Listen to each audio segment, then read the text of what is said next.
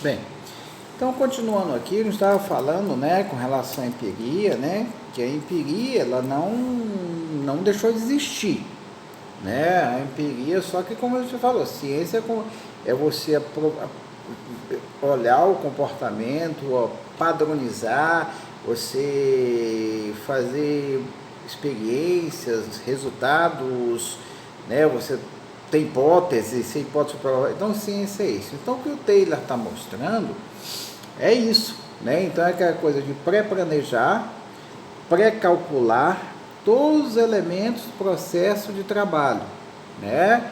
Então, é o que eu estava falando, ó, da caneta, que eu dei o exemplo, você montar, fazer relação, né? Relação aqui entre tempo e movimento. Acho que todo mundo entendeu. Né, tempo de trabalho e o movimento para executar o trabalho. Bom, o Taylor, nas suas observações, ele vai prestar atenção, ele vai entender que esse trabalhador, né, ele possui o controle, o conhecimento sobre o que eu vou chamar de processo de trabalho, né, é muito maior do que o da gerência, porque ele está diretamente envolvido no processo, no fazer, né? Bem, então ele vai dizer o seguinte, então diante disso, esse trabalhador, né, ele vai exercer alguma pressão, no sentido de preservar seu posto de trabalho, vamos dizer assim, o Taylor vai dizer que esse trabalhador ele vai enveredar pela preguiça, botar dificuldades no sentido de aumentar a produtividade. O Taylor ele tá olhando isso aqui, né? Ele tá olhando assim, aqui. Então ele vai tentar, primeiro, o que seria o controle do trabalho aqui para o Taylor? Essencialmente, controlar a vadiagem, né? Porque a gente sabe que o termo vadiagem é um negócio que, numa sociedade pré-capitalista, né, as classes nobres, as elites, se pautavam pela vadiagem. Né? Esse termo vadiagem passa a ser pejorativo a partir do desenvolvimento de uma ética de trabalho no capitalismo, principalmente depois da Reforma Protestante, principalmente na Suíça, com Zwingli, que vai, e o Max Weber, ele vai trabalhar isso bem na chamada ética protestante do trabalho, porque essa vadiagem vai ser algo negativo, algo vinculado a algo maléfico, né? Ou seja, o trabalho o trabalho é algo positivo, né? A positividade do trabalho, o capitalismo traz isso, apesar do capitalismo, apesar que a riqueza do capitalismo essencialmente é o não trabalho, é controlar trabalho, né? Adam Smith vai falar isso aí, o rico é quem comanda trabalho. Então, o Taylor está preocupado nesse sentido, de controlar o trabalho. Então ele vai dizer o seguinte, ó, que existem três causas para a vadiagem. Primeiro, né, a primeira coisa é que o aumento da produtividade, o aumento do rendimento de um trabalhador vai causar o desemprego de outros. Segundo o Taylor, a primeira causa é isso. Então ele vai dizer o seguinte, os trabalhadores vão trabalhar menos mínimo possível para poder evitar ser desempregados. Bom, segundo, né, ele vai dizer que existe na administração um defeito. Né, existe um defeito na administração, que não permite perceber esse tipo de coisa. E terceiro, ele vai dizer, se usa muito o método empírico, que faz que o tempo seja desperdiçado. Então a gente está vendo que, bem aqui, o Taylor está preocupado muito com o tempo. É o que eu falei, movimento, tempo, dá algo aí. Né? Então vai ver essas três causas. Primeiro, a noção errática, segundo ele, de que quanto mais eu aumento meu rendimento de trabalho, eu vou causar desemprego, porque, né? uma falha no processo de gerenciamento da administração, né? E o empirismo fazendo desperdiçar o tempo.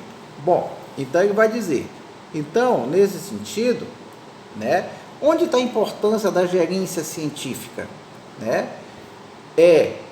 A importância da gerência científica é calcular tempo, movimento,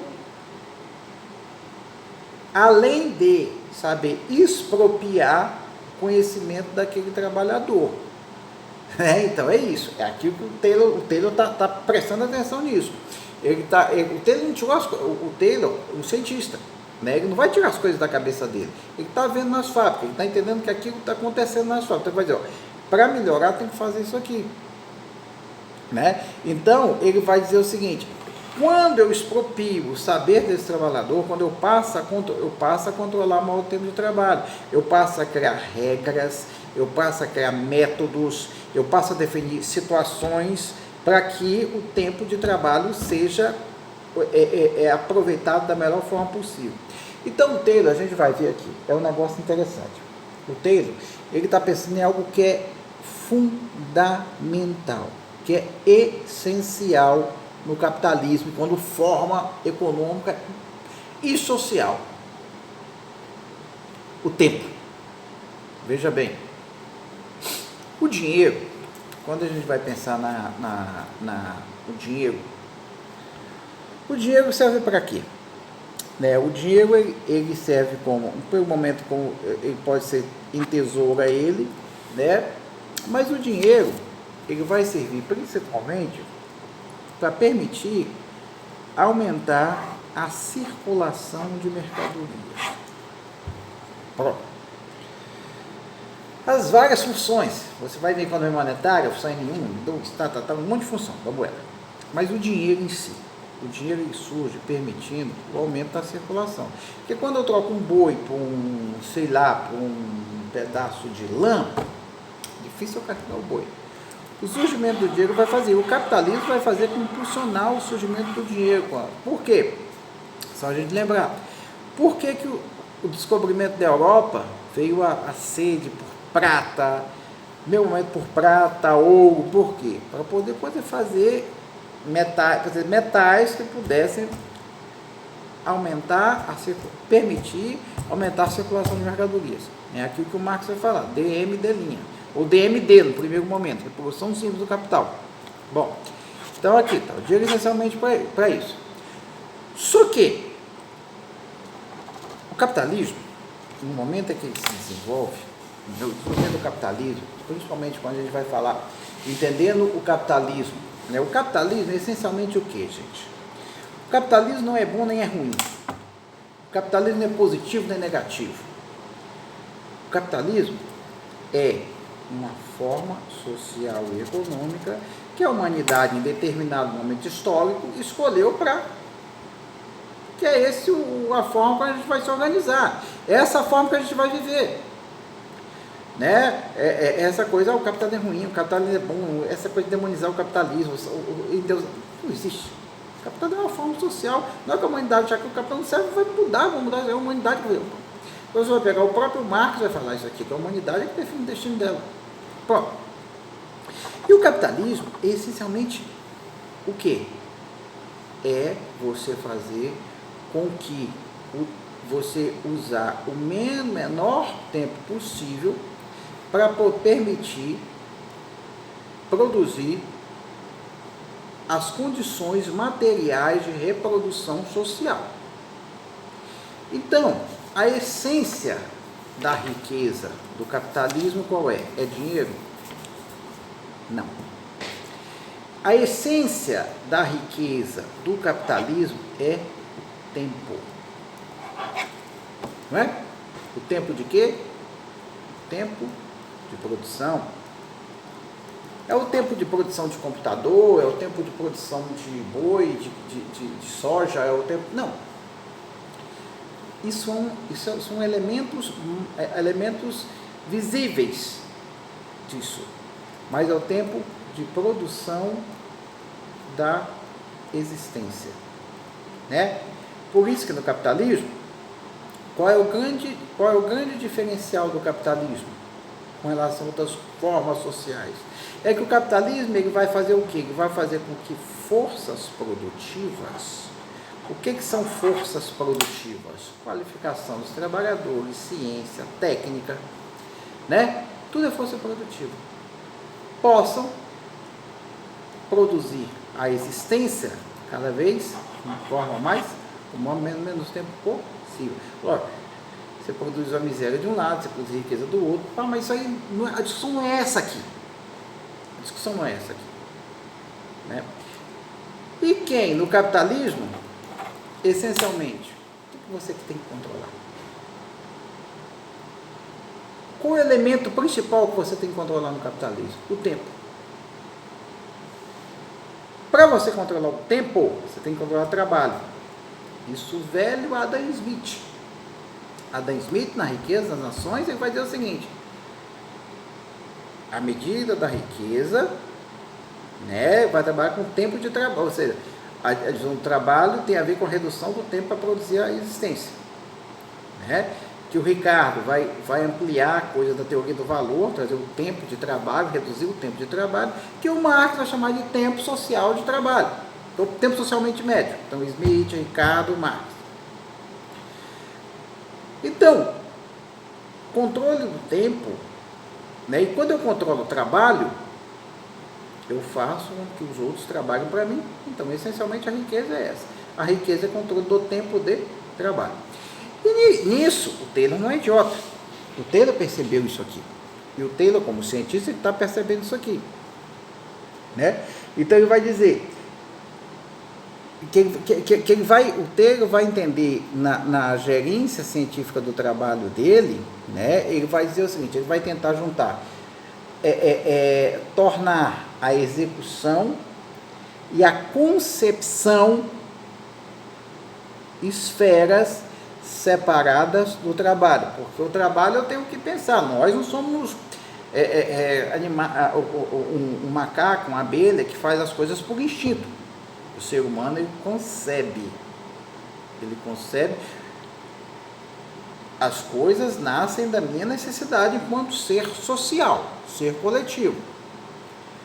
Fogo, eu pego um instrumento e vou servir para matar, para comer, descobrir o fogo, o bronze, o ferro, o aço, tudo nasce, né, das necessidades. Só que para eu entender minha necessidade, eu tenho que conceber como é que eu vou produzir aquilo. E o ser humano faz isso, né? Então, o ser humano, ao mesmo tempo, ele executa e concebe. Ou, se fosse inverter, não sei, talvez aquela coisa do ovo da galinha, eu concebo e executo, ou executo e concebo, né? Aí o Taylor vai chegar, a execução e a concepção tem que estar trabalhada, porque se eu tirar o controle da concepção do trabalhador, eu tiro o poder dele também. O Taylor está preocupado com isso também, né? Então ele vai dizer, a gerência, né, ela vai obstar os trabalhadores, né, ela vai dizer, o que é a administração científica do trabalho? Segundo o Taylor, eu tenho que transformar os trabalhadores em meros operadores de tarefas simplificadas. Lógico, eu estou falando do século XIX para o século XX, né? O Taylorismo hoje não funciona, tanto que a gente vai ver que na década de 1980 tive um rompimento do Taylorismo, o homonismo, o toyotismo, né? Que vai dizer assim, eu não preciso de um trabalho, eu preciso de um trabalho que conceba, não só aquele que executa, mas depois vai ver isso com calma. O Taylor foi ultrapassado, mas naquele momento eu precisava daquilo, né? Ou seja, que esse trabalhador não tenha a concepção dos raciocínios técnicos, assim que o Taylor vai precisar, que naquele momento era necessário aquilo. Final do século XX, isso já não é necessário mais. Tanto que a revolução toyotista vai ser isso. Vai dizer, não, agora o trabalhador tem que conceber e vai executar. Conceber e executar. É aquele trabalho dinâmico, é o trabalho do HP, né? Como se fala por aí. Né? Então, além de tudo, o controle do tempo permite o quê? Baratear a força de trabalho. Que a força de trabalho é a mercadoria. né? E quanto menor o tempo para ela, quanto mais eu avanço as forças produtivas, mais eu avanço a força de trabalho, teoria do valor. Bom, então, né, vai dizer a preocupação com a vadiagem, com a indolência, né, a própria questão de produzir do modo melhor possível, ele vai estar preocupado com tudo isso. Então ele vai entender o seguinte, bom, que essa qualidade do trabalho, né, você vai começar a ver o seguinte, você é necessário adaptar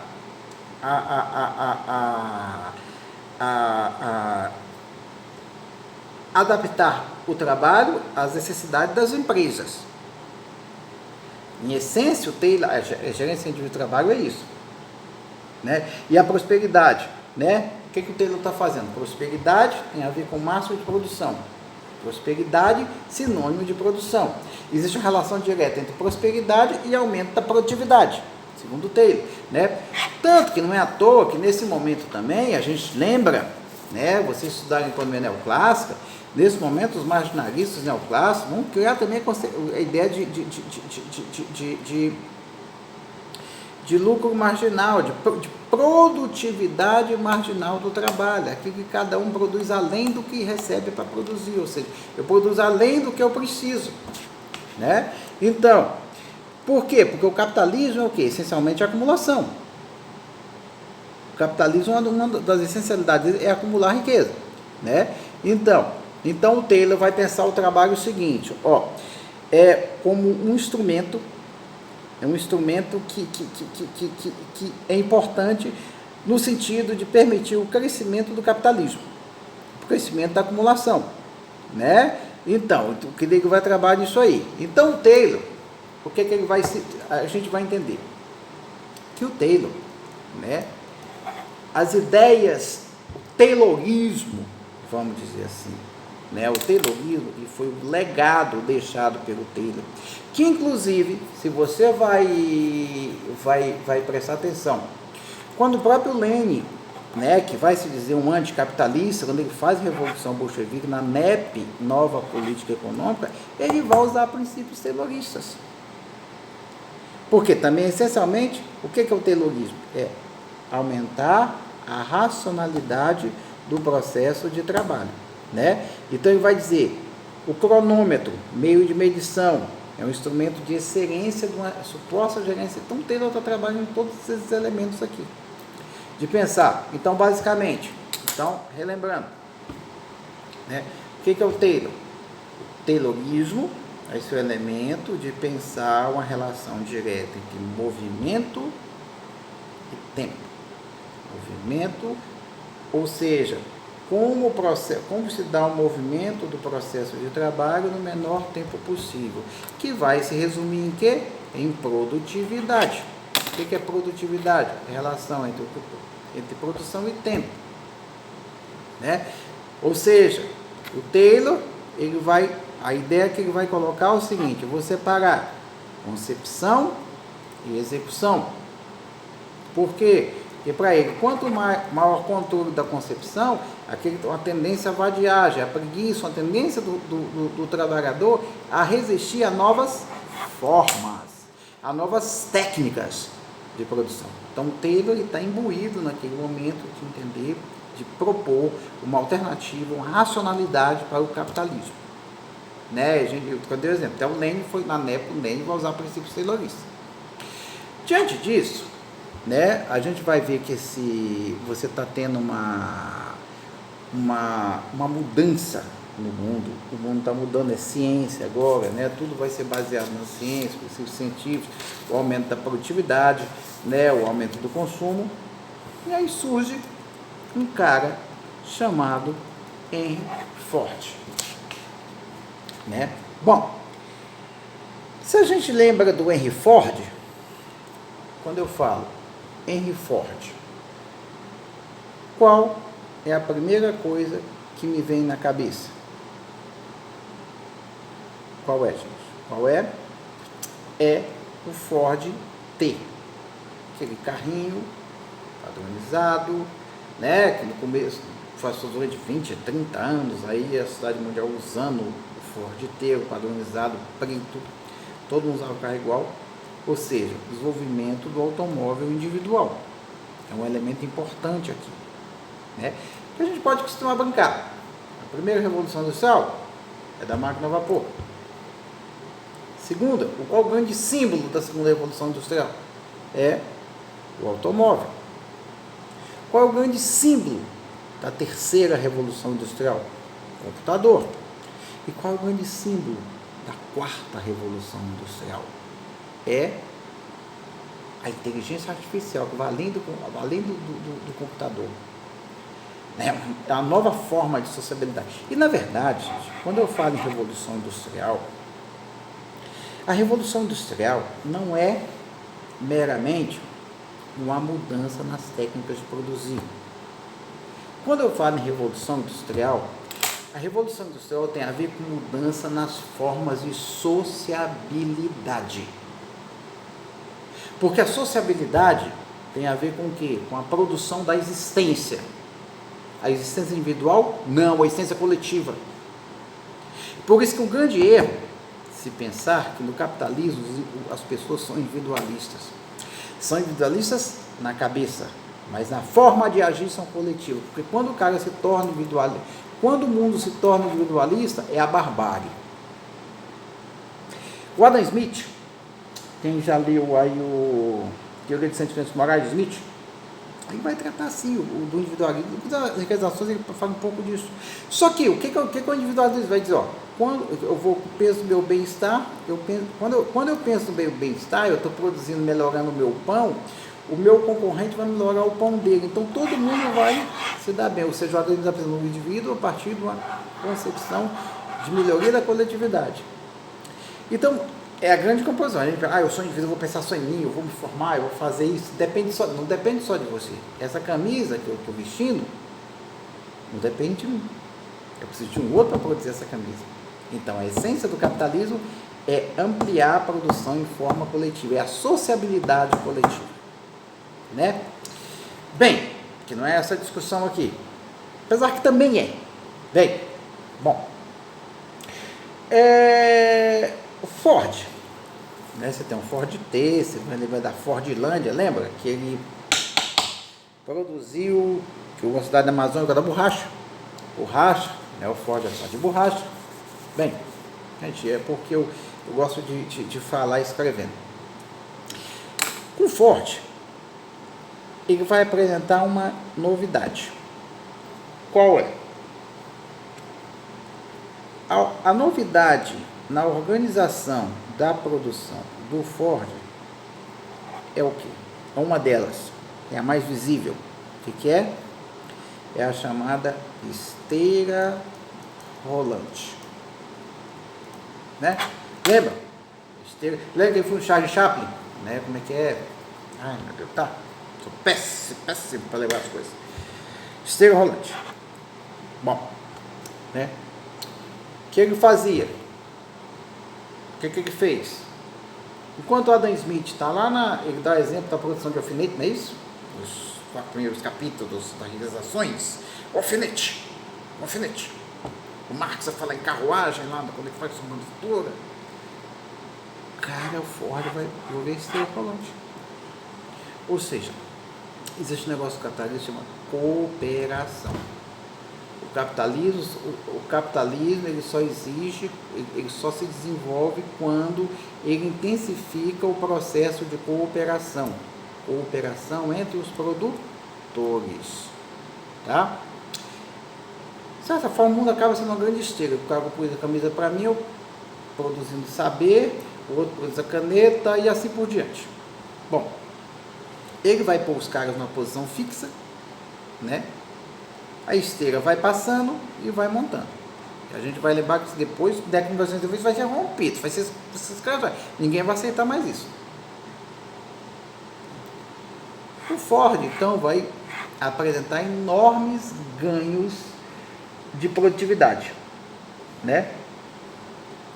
Só que tem um detalhe. Quando o Ford faz isso, o Ford, vamos dizer, o Fordismo, a implementação das ideias do Ford, vai além vai além de uma, vamos dizer assim, não é só um modo de organização racional do trabalho. O Taylor se limita a isso. O Ford, quando for, ele vai propor um novo modo de vida. É construir um novo modo de vida, né? Porque quando ele está controlando o processo de trabalho, né, isso aí na esteira, né, ele vai também incorporar uma nova forma de vida para aquelas pessoas, uma nova forma de ver o mundo. Ele caminhava em direção ao controle do trabalho, como o fundamento, né?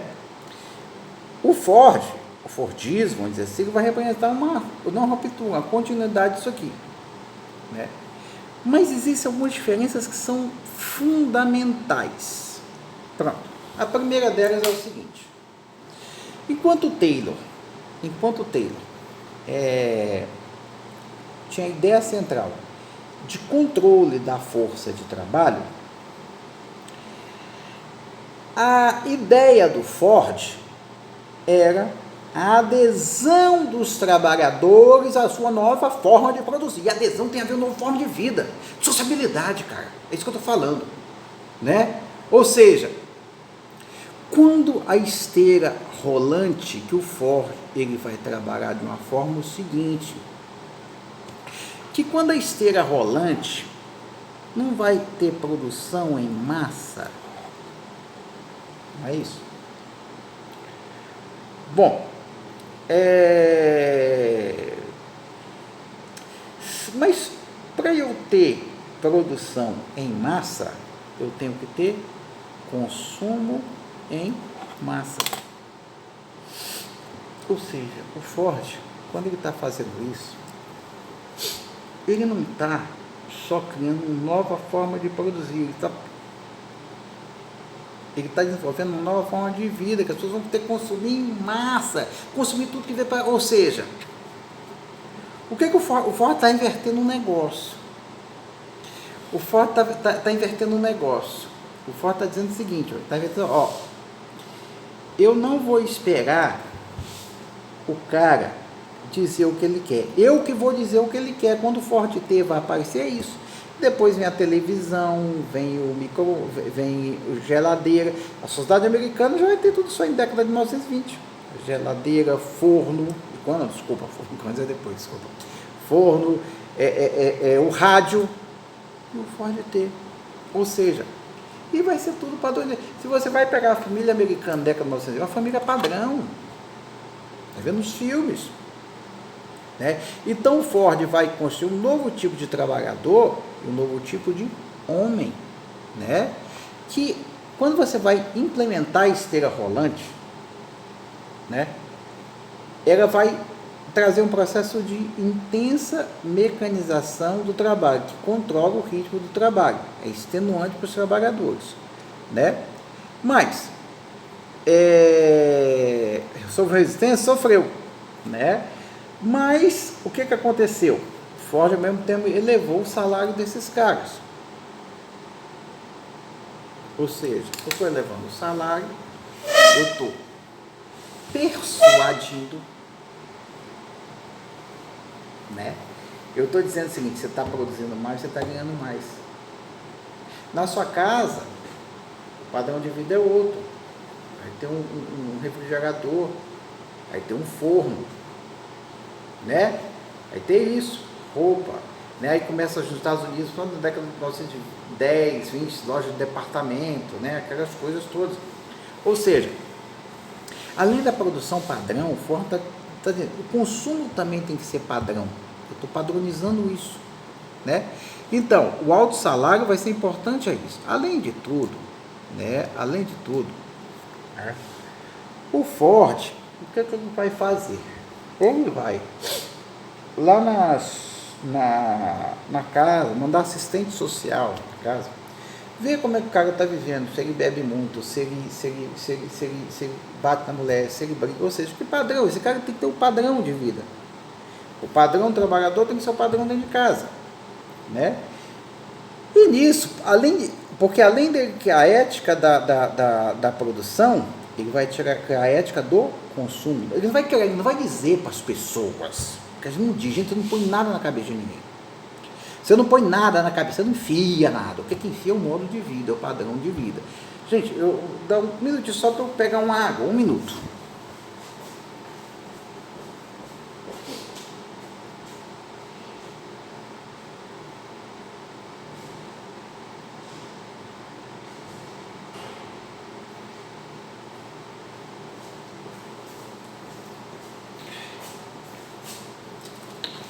Me perdoe. Está de volta. Bom, então está dizendo o seguinte.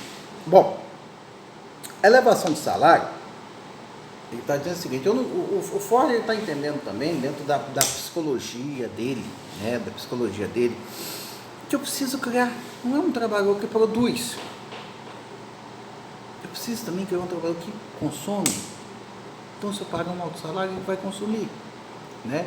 É uma estratégia para que aumente o consumo entre a classe trabalhadora. Porque o capitalismo está no nível de desenvolvimento. Não, veja bem, gente. Não que o consumo de mercadoria seja fundamental. Não, ele é fundamental, lógico.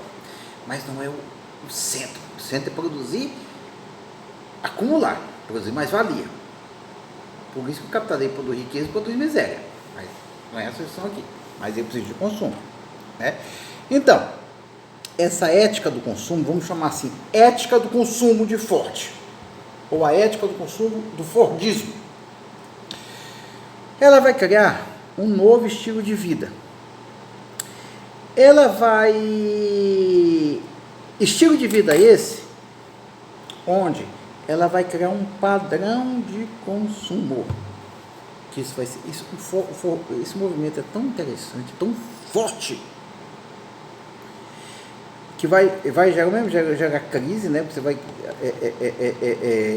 a crise vai ser um problema de consumo também, de demanda, mas excesso de produção, que vai ser rompido só na década de 1980. Você vê como é que é forte esse negócio, né? Então ele vai, aqui ó, ele vai com uma série de bens que passa a ser desejo da população americana naquele momento. Na Europa existe uma resistência, mas o americano não existe, como por exemplo a casa própria, o carro. Ou seja, o que o Ford, no movimento dele, ele não precisou escrever livro. O Ford a partir da produção em massa, né, isso vai se basear no Taylor, lógico que ele vai se basear no Taylor. Mas ele está fazendo o quê? É um padrão. Padrão de produção, padrão de consumo, é uma ética. Porque a ética, o que é a ética, gente? O que é ética? A gente confunde. A gente que acha que ética é ser honesto. Não, ética é um padrão de comportamento de um determinado grupo. Né? Por isso, se eu estou no presídio, eu tenho um padrão, eu tenho uma ética. Se eu estou numa igreja, eu tenho uma ética. Se eu estou no bar, eu tenho uma ética. Né? A moral rege esses padrões. Agora, a moral é bom. A ética não tem bom ou ruim. A ética é um padrão. Né? Então essa ética de consumo, então ele vai mudar como valor. Ó, ele vai criar uma série de princípios, né, para condicionar a vida do trabalhador. Por isso que ele vai mandar a assistência social, ele vai também exercer um controle moral sobre aquele trabalhador. Porque aquele trabalhador, ele não pode sair da fábrica para bebedeira e de certa forma, gente, por incrível que pareça, se você vai até nos chamados movimentos de esquerda, partidos comunistas, na década de 1950, vão ter esse padrão. Vão ter esse padrão. Um padrão de comportamento. Né? O nazismo vai ter isso. Né? Os movimentos sociais, os partidos comunistas, sociais vão ter isso também. Padrão de comportamento. Né? Então ele vai criar um padrão, ele vai criar além de tudo um padrão de comportamento quanto o álcool. Né? Então ele vai dizer, né, é um homem, então o Ford vai formar um operário massa e o consumidor massa. Então o Fordismo, vamos assim dizer, que é resultado, né? Então, enquanto, há uma diferença fundamental entre Taylor e Ford, uma diferença fundamental entre eles. Enquanto, né, o Taylorismo é resultado das aplicações da ideia de Taylor. O Fordismo é um resultado das aplicações das ideias de Ford. Enquanto o Taylorismo ele se resumiu a aplicar os conceitos no chão de fábrica, o Fordismo vai ser um padrão de vida além do chão de fábrica. Ou seja, um padrão de vida, é uma nova ética. Né? Quem já leu Max Weber vai falar sobre a ética protestante, a partir de grupos religiosos que vêm para a América, onde entra na ética de comportamento, que vai casar com o desenvolvimento do capitalismo. Né? Bom, nesse sentido, então vai padrão, pagando salário, consumo, mas isso vai precisar também da participação do Estado, né? Porque o Estado, né,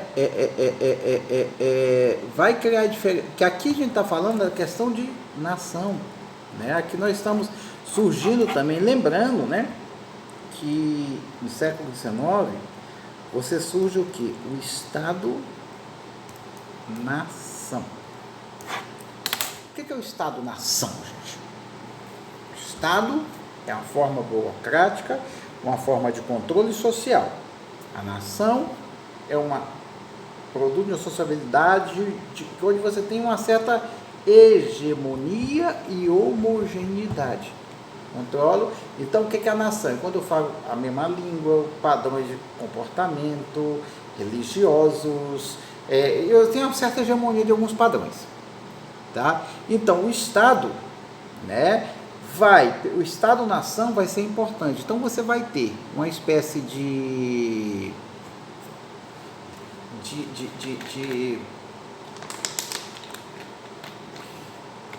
Então, o resultado disso, né, o que eu chamo de Fordismo, interessante elencar aqui. Fordismo vai além do Ford. Fordismo vai além de produzir Ford T. O Fordismo é a produção do homem, é a produção do novo homem, o homem que consome massa, uma nova forma de sociabilidade. Você tem o Estado-nação, que vai demorar em torno de 4 décadas. O Ford vai até morrer, né? Só que ele cria o padrão de organização do trabalho que vai começar a ser rompido em 1980 e que não se rompeu. É importante lembrar disso. A forma como se fala, né, a forma como se organiza as escolas, as filas, os padrões de consumo mudaram, né? Então, quando você vai falar nessas medidas morais executadas pela ideologia fordista de produção, né? Então, aqui foram medidas que extrapolaram o chão da fábrica e passaram a nortear o padrão de vida americano. Ou seja, em determinado momento, né, se você vai na década de 30, essa ideologia que foi deixada pelo Ford, em determinado momento, vai ser um padrão de vida, vai se confundir com o chamado americanismo. Aquele padrão de consumo, por quê? Durante muito tempo, se ele leva 4 décadas para se estruturar, quando ele for citar o segundo módulo, a gente vai estar a chamada Golden Age, era de ouro do capitalismo. E a Golden Age, a gente vai ver que é o resultado de quê? Da aliança, exatamente, entre o Fordismo e o keynesianismo, né? O Fordismo vai ser a base social, o Estado-nação por cima eu tenho estrutura, ou melhor, superestrutura, não gosto desse termo, uma estrutura e base. Estrutura e base, tá? Então, que o Ford, lá dentro da fábrica dele, ele não está preocupado em dominar, ele está preocupado em convencer o cara que aquilo é melhor para ele, aquilo é melhor para ele, entendeu? Porque ele vai consumir, ele vai participar, porque agora a sociedade está participando com isso, começa antes, né? Então, mas por isso é preciso que é hegemonia. O que é hegemonia, gente? O que é hegemonia? Hegemonia é controle. Hegemonia é opressão. Ela pode até gerar esse tipo de coisa. Mas a hegemonia, ela nasce do convencimento. Se você já leram Maquiavel,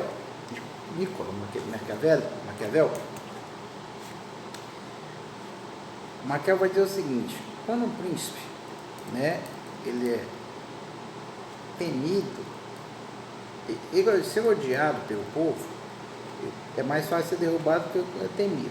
E é mais difícil ser derrubado se ele é amado e convencido.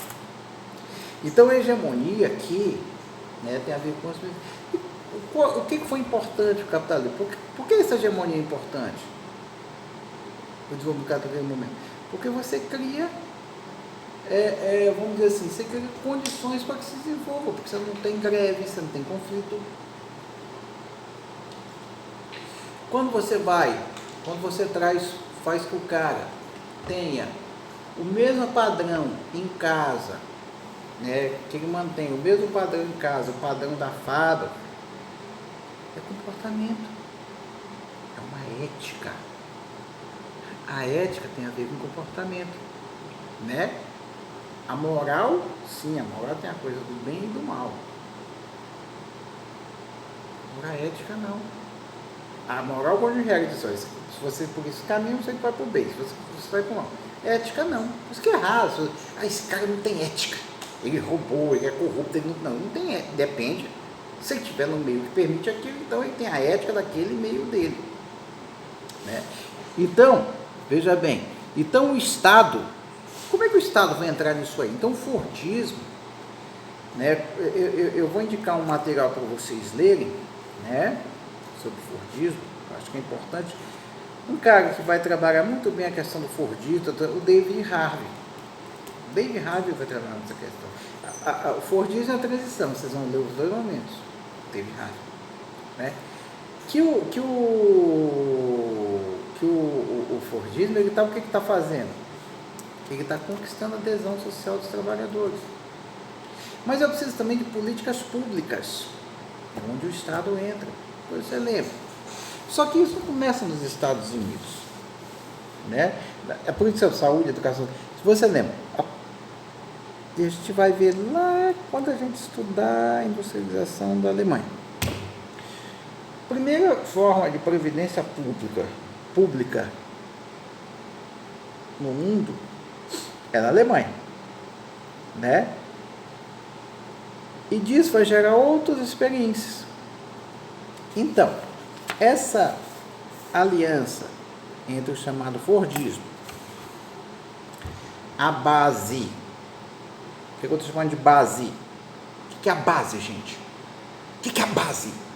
A base é a produção da existência. É produzir camisa, é produzir carro, é produzir comida, é produzir o diabo a quatro. Base é a produção da existência. Bem, aí eu tenho o teto, que é o quê? É garantir que essa produção da existência ocorra de forma